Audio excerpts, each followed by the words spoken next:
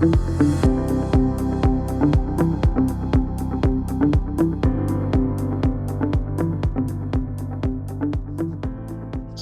good afternoon and welcome to our digital learning series. Thank you for joining us. I'm Alan Whalen. I'm the Executive Director for the Office for Mission Ministry for the District of Eastern North America. And this is our fourth of 5 webinars focused on digital instruction and learning. Today we have Morgan Popple, a computer science teacher from St. Joseph's Collegiate Institute in Buffalo. She's presenting on the topic of Google Drawings in the distance learning classroom. We request that you mute your sound and use the chat button to ask Morgan a question during the presentation. And as time permits, we'll also have an opportunity for questions at the end. So Morgan, it is all yours. Awesome. Fun. Thank you so much for being here today. We're going to go over Google Drawings. Some of you may be familiar with it, or you may not. It may be a new tool to you.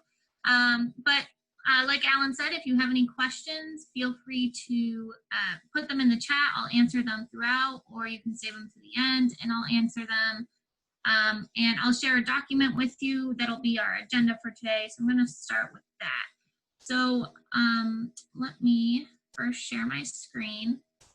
And I hope to integrate some different Google tools into our activity today as well. So can everybody see my Google Drawings screen here? All right, excellent. So I'll show you your first Google tip for today. So at the top of all your Google Docs, you'll have this long link. At the very end is edit. If you change edit to be copy, you can send it to your students or send it to your colleagues, and it'll make them all have a copy of the document. So I'll send this in the chat, but you'll all have your own editable Google Doc to add notes to follow along with all the links. So for all of that today. So for our agenda, we're going to just talk about what is Google Drawings, why I like to use it in my classroom, especially just my standard class. I've been using Google Drawings a lot, but I also have been using it with hybrid or distance learning at the end of last year. I started to convert a lot of my activities where I needed manipulatives or some sort to Google Drawings, and that was successful. We'll go through some examples of different ways you can integrate it. Hopefully, I'm a computer science teacher at St. Joe, so a lot of my stuff is computer, or I'm a math teacher too. So a lot of computers and math, but there's some English stuff, and there's a whole folder of templates. So hopefully, whether you're elementary school, middle school, high school, you can find something that really will fit for you, and you can take away, adapt it to be your own, and go from there. Then we'll walk through a demonstration, so creating a Google drawing together. So your choice, whether you want to follow along with me as I go through this example, or this is going to be recorded and will be posted later, so you could just watch as I go through it and then go back, review the video later if you need to or want to follow along with it. And then finally, we'll go through how I took a worksheet, a standard worksheet I used to use, put it into Google Drawings, and then you can even put it into slides and go through all of those. So before we get started, any questions on anything? Again, you can use the chat. All right, excellent. So why Google Drawings? So Google Drawings, it's a free tool. So that's the first huge advantage in my opinion. It's free for your students. They can use it on their own. So using this tool can teach them, and they can take it to all their other classes as well. It's easy to use, so even young students can work with it. So if you work with elementary school students, or maybe a variety of ages, it works for all of them. It also works with your Google account, so you do not need another username and password. There are so many awesome tools out there, but sometimes it gets a little overwhelming for students to have to remember all these different usernames and passwords. So this is just linked to your Google account. And it's also great for collaboration. So students can collaborate with each other. They could share it with each other, work on it at the same time. And so those are the big reasons I started using Google Drawings. Just a quick overview, it's kind of like a single Google Slides, but you can download it as a JPEG, you can download it as a PNG, a PDF, you can have students edit it, and that's normally how I use it in the classroom. Anything I used to do, like where students would cut out items and paste them to a poster board, or just make a physical poster board, or any manipulatives they would use in the class, you can convert a lot of those into Google Drawings. So for our times right now where some of you may be completely distance learning, this would be a great way for students to have those manipulatives at home. If you are in a hybrid learning situation, it's great because if you have one-to-one computers, students can pull it up on their computers, do the manipulative there without having to share materials. So I know that's a big thing, having to sanitize in between each session could be a little overwhelming. So the drawings allows us to do the hybrid, or even just, I try to be as paperless as possible just for environmental reasons, and Google Drawings has allowed me to save a ton of paper that I would normally have students cut out. So it's been a really great tool for me, and I hope you can gain some things from here and take them with you. So our next agenda item is some examples. So how have I used it in my classroom, and then some other examples beyond just teaching computer science. So this is a Google Drawing, so it's similar to a Google slide or a PowerPoint slide, but it's just a single one. So you can add pictures, add text, add links, add shapes, all of that is possible, but it's in this digital format. So this was one of the first activities I made. So I teach computer science, and there's a website called code.org that has a ton of great resources. And so this was an activity that they had. And originally they had students, you would print out all of these pictures, students would cut them out, paste them to poster board, and then they would present them to the class. But I found that I could make this through Google Drawings. So all of these are just pictures, and the goal would be, as we're starting out a topic about talking about computers, students can drag and drop and sort these items. So again, I teach computer science. So before we actually get into how computers work, we need to decide what's a computer and what's not a computer. And what's great is, so students would each have their own copy. I use Schoology as my learning management system. And so in Schoology, you can insert an item from Google Drive, so students can all edit their own copy, and then I can actually display these on the board. So just like you would do with a normal piece of paper, students do their own work on their computer, and then on my projector, I would present their work and we would start to have a discussion. So instead of just giving them the definition, really having them challenge and come up with that definition on their own. So students could still see each other's work, they could share it with each other.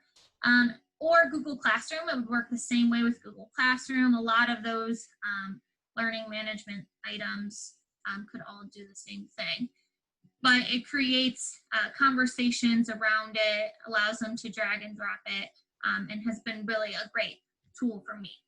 So I'll put these back so then you can see it. And feel free to make a copy of anything that you see here and would want to use. So this is just a simple sort. You can do this with anything, especially elementary school, starting out, having them sort items. That's all possible.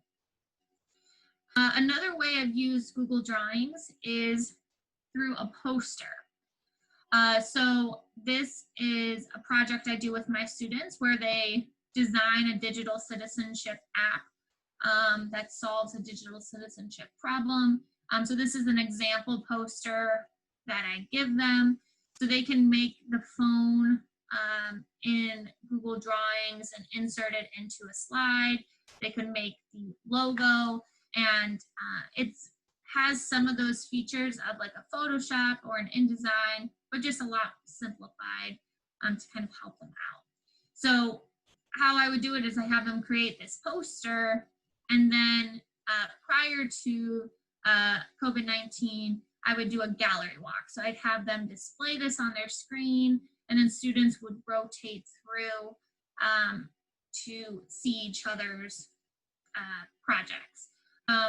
Now, after all this with social distancing and everything, that gallery walk wouldn't be possible, but you could put it on, like share all the posters with everyone, have them display them, and find some alternatives to do it too. So any physical poster you would have students make, they could also make on Google Drawings.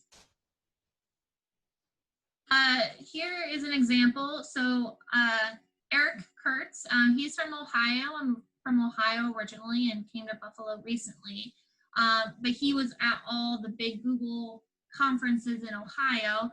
His website, and I have a lot of stuff from him, is called Control Alt Achieve.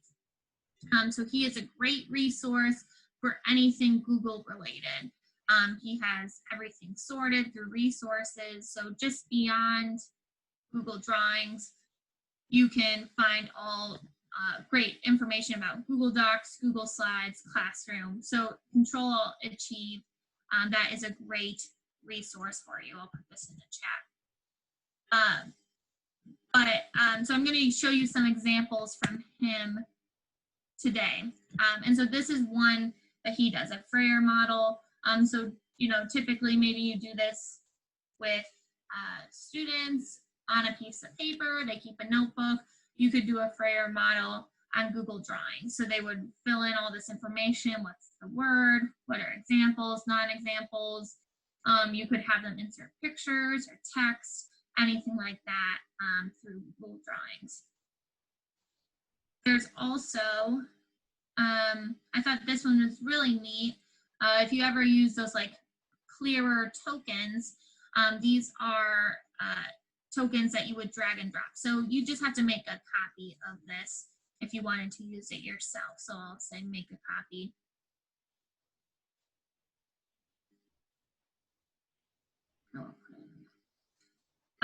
So once I make a copy of this, and you should have a normal link, and then you can make your own copy. But the goal is to teach students about how to add positive and negative integers. And so these are like the tokens you would use in class. You would bring out yellow is negative, red is positive. So I'd bring out 8 of these. Yellow is negative, and then you can have students actually start to overlap them and they turn orange because they're opaque. So then that would be, those would cancel out type of thing, and you would see how many you would have left.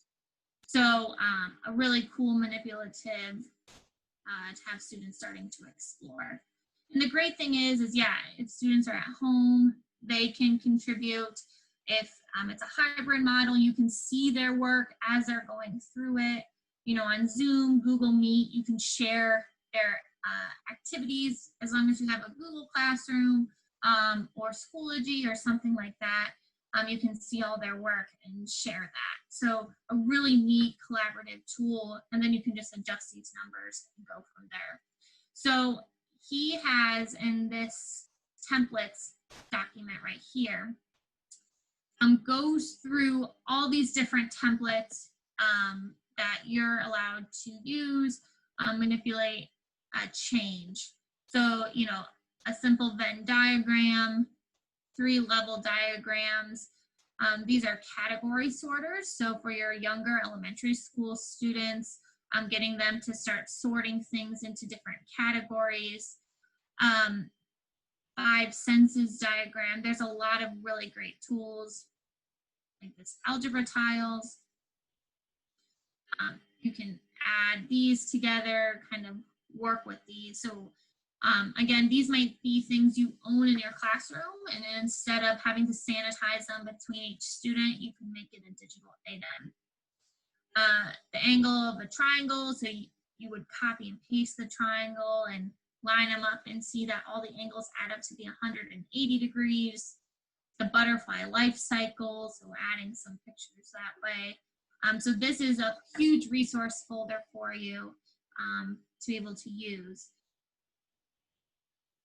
Something I really liked was these Tanagram puzzles at the bottom. I used some of these for a camp I did over the summer. You know, if students finish early or something, they're challenging, they're fun. Students take the different shapes, rotate them around, manipulate them, so they can make all these different shapes, which is really neat. Story maps, sorting quadrilaterals. So this is a really great start. So if you know you want to do something like this, sorting quadrilaterals, you don't need to start from scratch. You can use this, manipulate it, make it your own, and go from there. So these are all available for you to use throughout your time. Any questions on any of those I went through before I show you one more example from me, and then we'll walk through making one together as a group.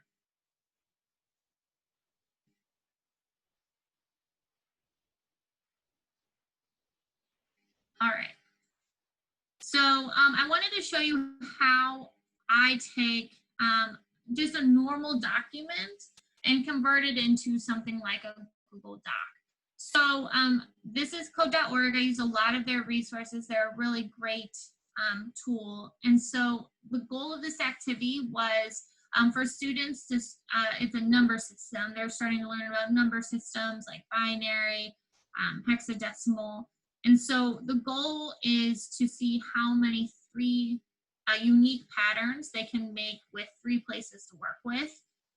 So they have a circle, a square, a triangle, and see how many patterns they can lay out and count how many different unique patterns they can make. So this is the original worksheet we got. So first recording all of them. So writing out circle, square, triangle, triangle, square, circle, seeing how many they go. From there, they had to start to jot down some different rules for their number system and see how it all worked. And then there's an optional extension to create a force symbol system. And so this worksheet works great. It gets everything across that it needed to, but I wanted to make it a little bit more interactive, and I wanted to make it digital so students could really play with that. So this is the number systems activity in Google Drawings. So converting this worksheet into a Google Drawing.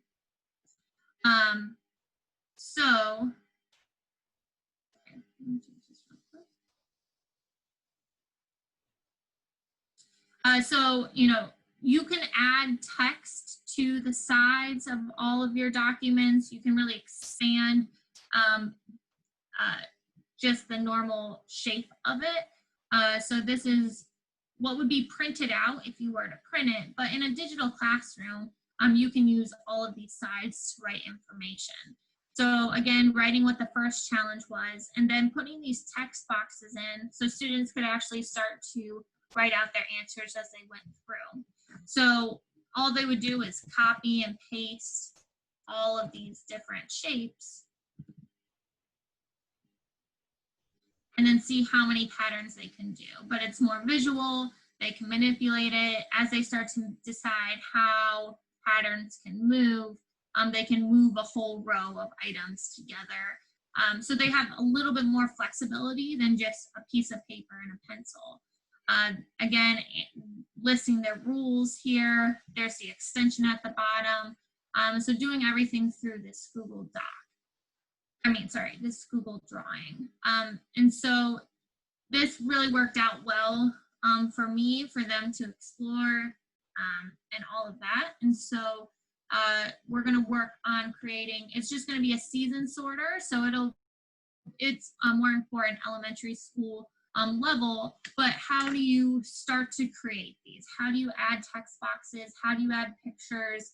So then you can start to take your own worksheets and add to them and make them either digital for your distance learning classroom or for your hybrid classroom as well.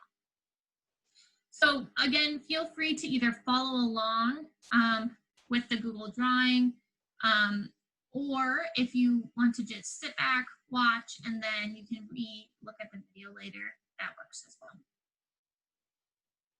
So the goal of this demonstration is to make this example. So you can add more pictures. These are just a few to start, but having different boxes for different categories, the student would be able to learn how to make comments, and you can actually assign comments. So this would work for students, or if you have a co-teacher and want to go over things with them. We'll learn how to add pictures. So you can drag and drop different items in the different categories, how to make a text box so students could respond on here as well. So that is our goal that we will be working for. So to start, I would create it. You can go to drawings.google.com and that'll open up a blank drawing for you. And that works for anything with Google. Drawings.google.com, drive.google.com, docs.google.com. It'll open up whatever drive you want. But I also want to show you how to get to it from Drive. So you could also go to drive.google.com, just your standard Google Drive. And then you can say create at the bottom, or new in the left-hand corner. You'll have to go to more and then come down to Google Drawings. So it's not going to be one of these top three, and Google Drawings will be red. So once you click that, it'll create a new Google Drawing for you in your Google Drive.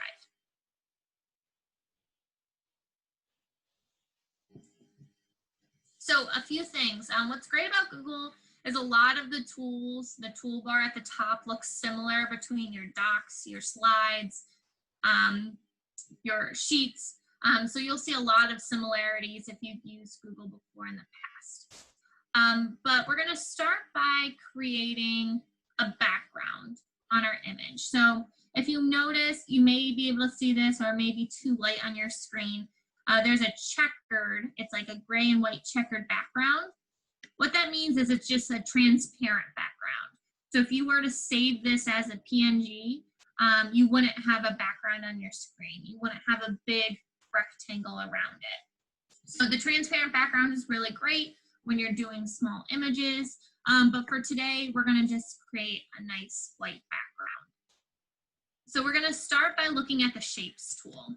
This is on your toolbar, and notice you have all of these different shape options. So just your standard shapes, your squares, circles, they have like these no symbols, hearts, so they have a good variety of shapes through here. There's arrows, there's ones with little curves, which are nice. There's call outs, little banners, equations. So if you wanted to make a big equation for something, all of these are already pre-made. And as soon as you click on it, you can draw it and it'll be on your image for you. So we're gonna start by creating just a rectangle background. So I'm gonna select this first block called rectangle.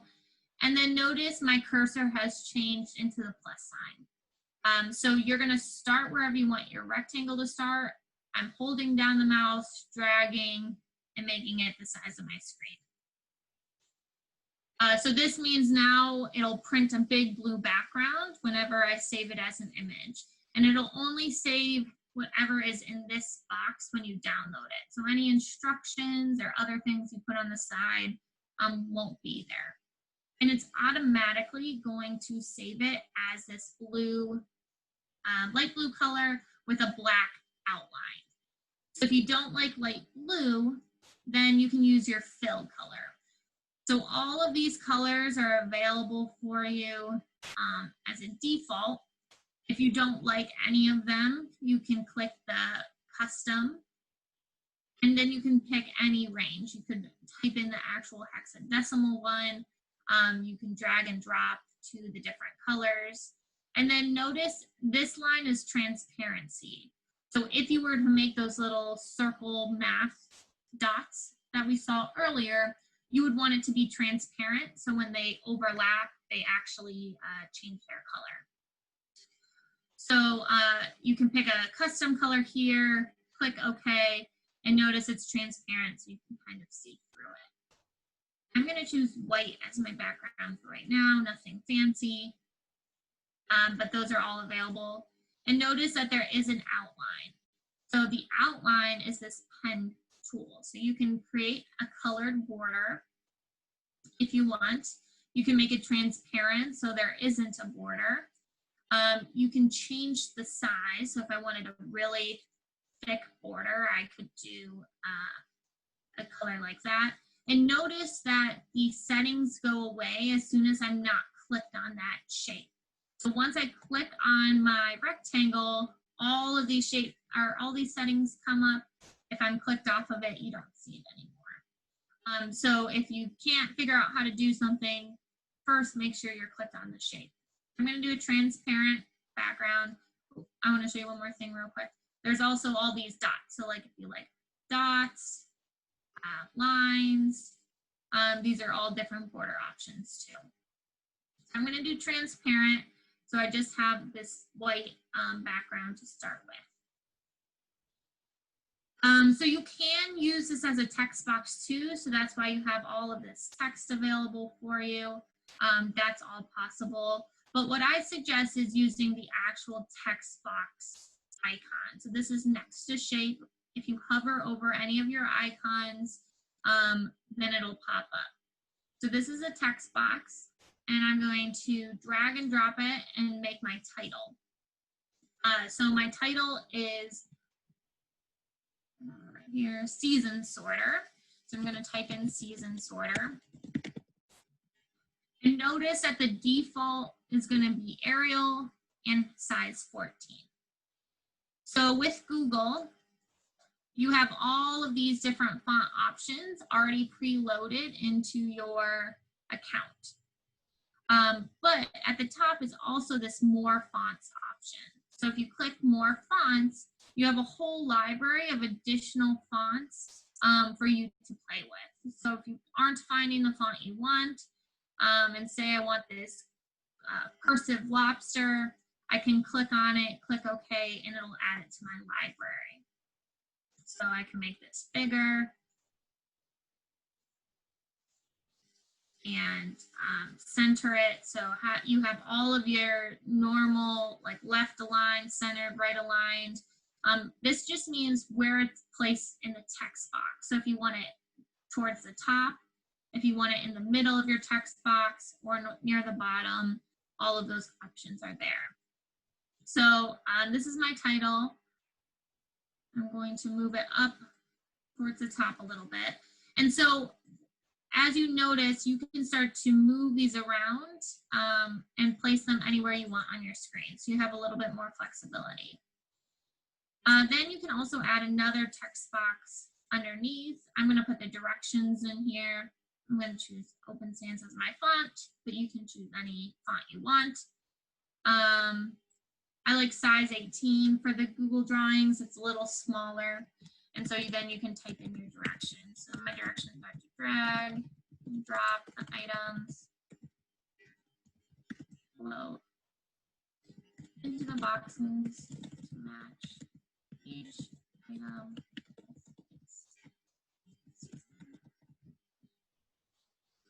You can always right click and correct all of your spelling items there too. And so you can add your directions. This can also be off to the side too. So you don't have to have it on your screen if you don't want. You can put them over here and the whole screen is available for you to use. It just won't print anything that's on the other side. So I have my directions, I have my title, and so you can continue to add as many text boxes as you need. You can also, let's add 4 shapes. So I'm going to add 4 rectangles, 1 for each season. So I'm going to title this Winter. And I'm going to make it bigger, hold it, and center it. And move the text towards the top.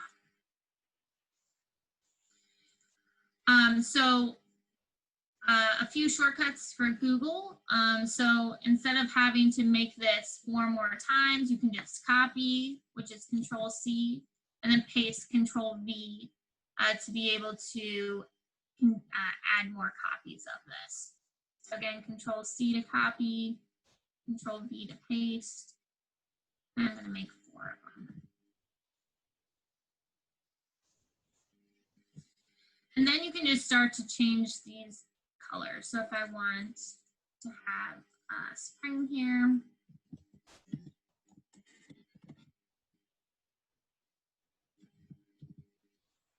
summer, and fall.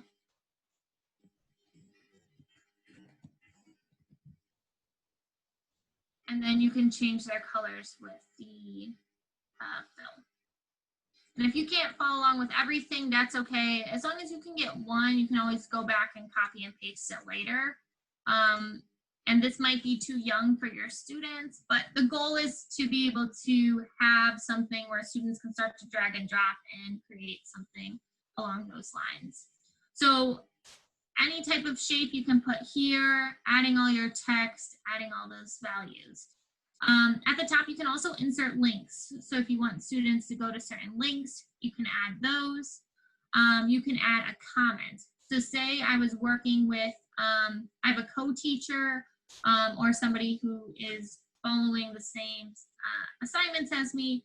I could comment on the project and be able to collaborate with them. So commenting at the top, I can say, I can type in anybody's email. I'm just going to add in my own email. And what it actually does is it assigns the comment to them and sends them an email. So if I needed them to make sure they check this, and if you just comment regularly, they may or may not be able to see it. This will send them an email and say, you need to check this. Like, what do you think this activity for Monday? When I assign it to somebody, that means it's their responsibility and they're going to have to check it off when it's done. And they'll get an email notification saying, all right, what do you think about this activity on Monday? And then you can open up the assignment right away. So if you're working on different items, this is a great tool to use. So I'm going to click off of this just so it's moved away, but comments are an awesome item to use. So now let's add some pictures. So I'm going to go up to insert and notice there's all of these options here. So some of them are on our toolbar, they're a shortcut, but if you can't find something, normally it'll be in the insert as well. So you can insert images, your text box, your shapes, which we've already looked at. You can insert a table. So if you wanted students to fill out a table, you can make that on here. You can insert different charts. So bar charts, column charts, pie charts. Diagrams are really neat too. Excuse me, it opens up this window at the side, and these are already pre-created diagrams. So if I wanted a timeline, I click on this, and these are all timelines Google has already created that you can use and change on your own. So these are all considered diagrams. Word art is just fancier words, and then lines are great too. So you can do a straight line, arrows, curve connectors, curves, polylines. So like if you wanted to make some type of polygon.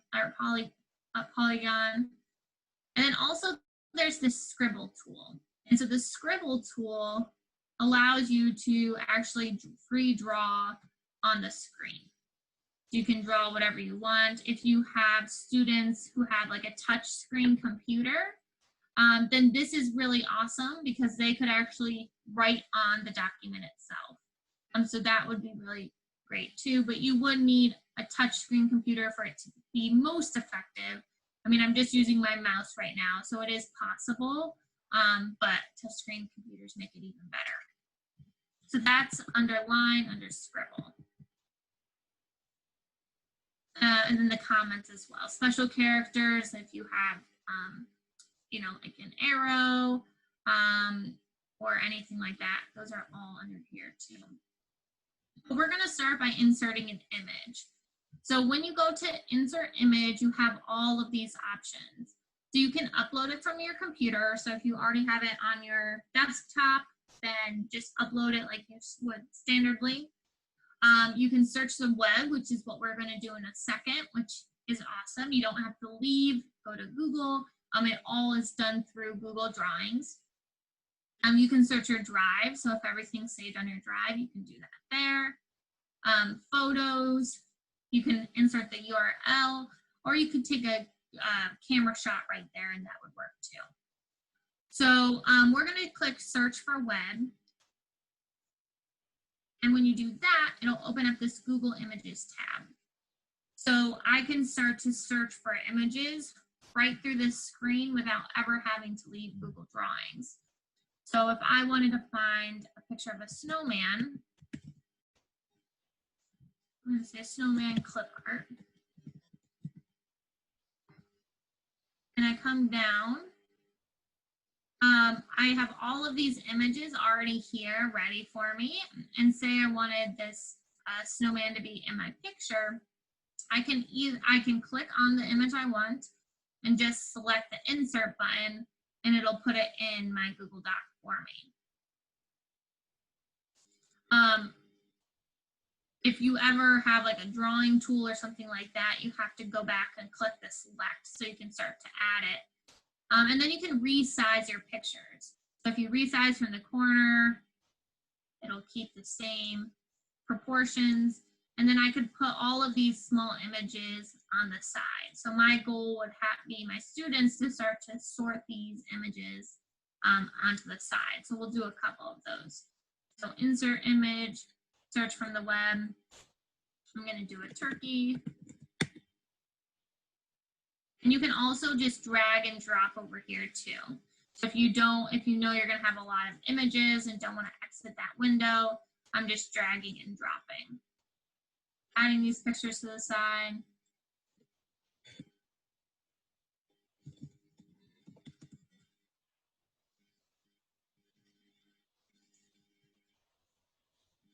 And dragging and dropping. So you can do tons of pictures, especially for this activity, but I'm just going to keep it to 3 for now, so you kind of get this idea.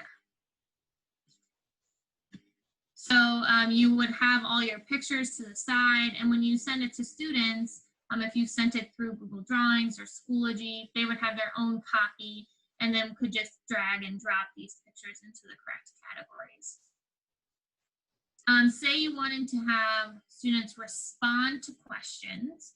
How I typically do it is through 2 text boxes. So the first text box is my question.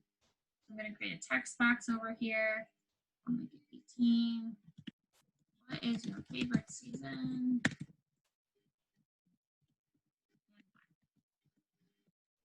So this would be my question.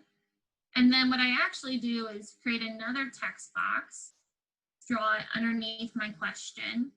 And what I like to do is add a border. So this is just my border tool, 3-point, and then it has this border option here.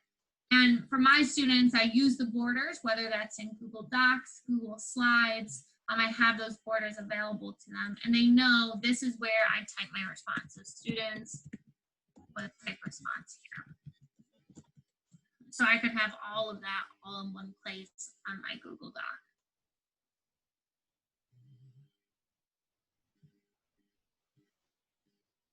So you would continue to add to this whatever you would want. You can have more questions. You could link this to a Google Doc and have all your questions on there. But if you wanted to keep it all in one spot, that's what it would look like. A few other things with Google. So these are just any format. So a lot of these show up as little bars at the top. Your arrange, your order. So the order is a big thing too. So say I wanted my background to move forward. Under order, you have all these options. You have bring to front, bring forward. So that's because my background is on the back. So if I click the bring to front, it would put my background above everything else. So I wouldn't be able to see it. So if you're ever having students make this and they're like, I had all this stuff and I can't see it anymore, they can click on the shape, right click to have all these options, click order, and you can say send to back or send backwards, and then it'll bring all those things forward. So thinking about layers, whatever's on top, you'll be able to see, and teaching students all about that too. So you can use it as a worksheet you're creating for your students, or you can have students create something on their own to share with others as well. So I'm going to title mine Season Sorter. And before you can ever share a document, you do have to add a title to it. So I'm going to come up to share, and there's a few share options you have here. So you can add people automatically through your share, and just type in their email address, and that'll allow you to do it. And then also down here, you have these options. So right now it says it's restricted, so only people from St. Joseph's Collegiate Institute can access this link if they have a copy of it. So all that means is that I'm restricting it to my school's domain. For your students, I think that's a great idea. Force them to use their school email instead of their personal email, and then it's only students within your school with their school email can access those documents. You can also change it to be anyone with the link. So the documents that you all use today, I changed to anyone with the link so everyone could see it. Or restricted just means only people I personally add on can access that information. So then once I copy my link or change my settings, I can click copy link and I can paste it anywhere else. So people can share it. Also under file, you can find share up here, and you can also download it. So these are the options. So a PDF. So if you don't want students to be able to edit it, then I would say to choose a PDF. And this is if you're just creating maybe a diagram or an informational poster for students, but it's not an interactive worksheet. A JPEG will have a white background on it. So it'll be an image with a white background. A PNG will have a transparent background. So if you're creating a picture of some type, you could use a PNG. And scalable vector graphics, vector meaning it can grow big and small, which is great. You can make a copy of this, so you don't have to necessarily reinvent the wheel every time. You can make a copy and change it to shape sorter, have different categories of shapes, and go from there.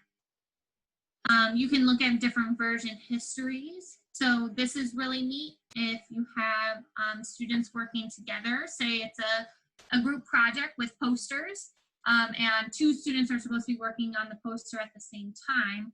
You can actually click the edits, go in and see when this was created, who worked on it. I'm the only one working right now, so that's why you only see my name, but see where they, what they did, a timestamp for each item. So if a student's like, well, I did this all on my own, version history will show if other students came in and edited it as well. Also on here, you can move it to different folders. Publishing to the web is a great idea if you just want students to be able to view it and not edit it. So instead of just a PDF, you can publish it to the web. your document details, page setup. This is a big one. So it'll automatically be a 4x3. You can make it 16 by 9, 16 by 10, or you can choose custom. So if I want it to be the size of a normal sheet of paper, then I just would type in 8.5 by 11, and it would make it that standard sheet of paper size. So you could print it out later on if you wanted to. So that's under page setup. And then finally, you can print it from here too. You can save it as a PDF, or you can send it to your printer. But noticing again, it's only printing what was in the original gray and white dots versus what's on the outside. So this is just extra instructions, but it won't actually print it. So those are the big things I wanted to share with you for creating it. I'm going to show you one more of how you can make it into a Google Slides. But any questions on any technical things with Google Drawings before we move forward? All right, so we only have a few minutes left, or 15 minutes. So, so that's creating your first one. So also in here, I wanted to show you the progress of a worksheet to just a Google Drawings and then to a Google Slides. So again, this is another worksheet. And originally it started off with students cutting out these shapes, and then I would say out loud Boolean properties. So like sort it into a pile if it's true that the side has 4 sides, and they would sort it into piles. And it would start just paper manipulatives of all of these. Then when I was working in my classroom, I converted it to a Google drawing. So a Google drawing of true and false. And so instead of students cutting out all that paper, they would just drag and drop it into the true and false categories. Notice my background is forward, so I'm gonna order it and send it to the back so you can see that. So I would sort it into categories, and then I'd walk around the room and double check that students are doing it properly on their computers. You don't need to necessarily share, they don't need to share all these documents with you for you to see it. So I would just walk around the room, glance, make sure students got the right idea, make corrections as necessary. So when I was physical classroom, I still was able to use this model. But when I went to distance learning, I needed a way to do the same activity, but fully on their own. So I made this Google Slides presentation. And Google Drawings and Google Slides are very similar. Google Drawings is just a single slide. So if you have a worksheet where you want students to do the same thing over and over, instead of making 10 Google Drawings, you could do this on Google Slides. So this is my example. I have my directions on the first page, and then students would sort these, and then they did them on their own down here. So these are the things that would normally say, but now they're reading it and starting to sort it.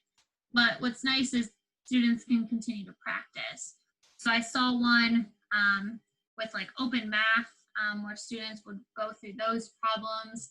I've seen one with change where like students are learning how to make 50 cents or make 30 cents. So it would have the change at the bottom and go through. But if you need students to have that practice over and over, then the Google Slides allows you to make that possible. So going through, and then they could turn this in any of those ways as well. But if you notice at the top, a lot of this looks the same. You know, you have your shapes, your arrows, your callouts, your equations, you have your text boxes, your images, your lines. So the biggest difference is just that there's multiple slides of those for you to go through.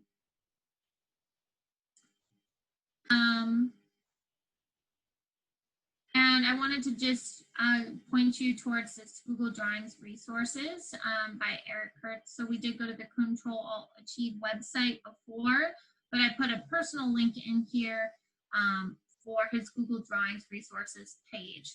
So the graphic organizers that I sent you is on this line right here on that Google Drive link.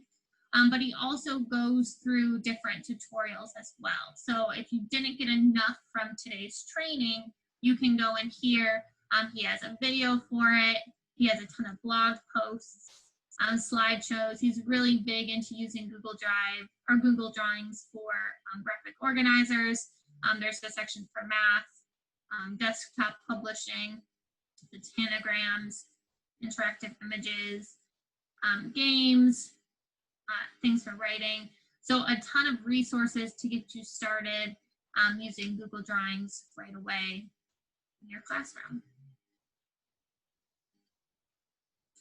So I wanted to leave some time for questions, or if you have an idea of a way you could use this in your classroom and wanted to share with one another. We have about 9 minutes left before the end. So I didn't know if anybody had any ideas they wanted to share out, or things they've done in their classroom, or questions about, I have this activity, how would you suggest I bring it into Google Drawings? So I'm gonna stop sharing my screen for a second. If you all have any questions or anything like that for me.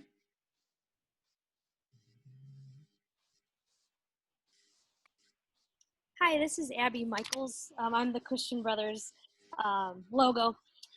So thank you so much. I had never heard of Google Drawings before, so I learned a lot today. And so my question is, when you send multiple copies to multiple students, they each get an individual, make your own copy, they edit it, and then they send it back to you, and then you see the edits? So that's a great question. So do you use Google Classroom or Schoology or any of those types of tools? So I'm not a teacher, I'm just learning. So I do not currently have a platform that I use. Okay, so Google Classroom is a free item as well. So I've used Google Classroom before. Perfect. So what's great about Google Classroom is it does all that work for you, because it would be a lot of work for you to type in all your students, like make them their own copies. And so Google Classroom, as soon as you create the assignment, it automatically makes a copy for each student in your class.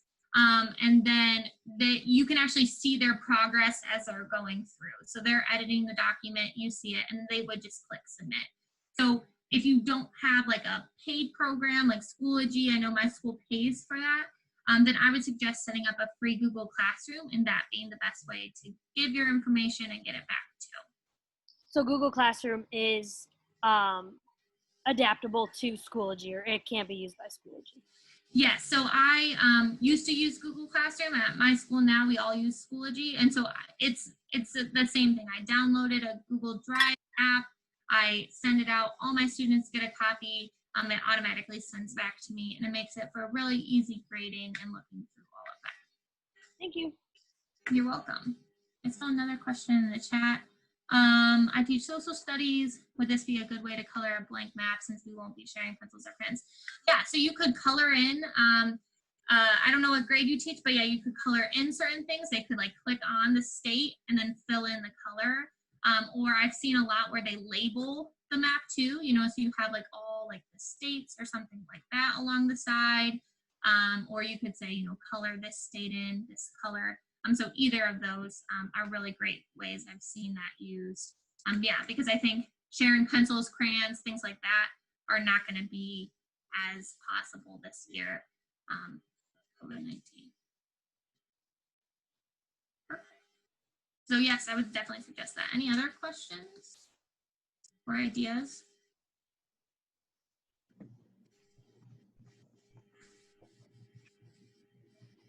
All right.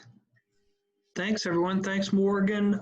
Just a reminder that we appreciate what you did today, Morgan, and I had not heard of Google Drawings either, so learning a new tool and possibly how it could be adapted to different classroom situations. Tomorrow we have the last of our 5 webinars, same time. Robert Zaneo from LaSalle College High School will be presenting on Navigating Distance Learning Assessment and Activities. A more full description is on the DINA website. So thank you all, and best wishes as either you're underway or going to get underway in the next few weeks. So we will see everyone. Thanks a lot. Thank you so much, everybody.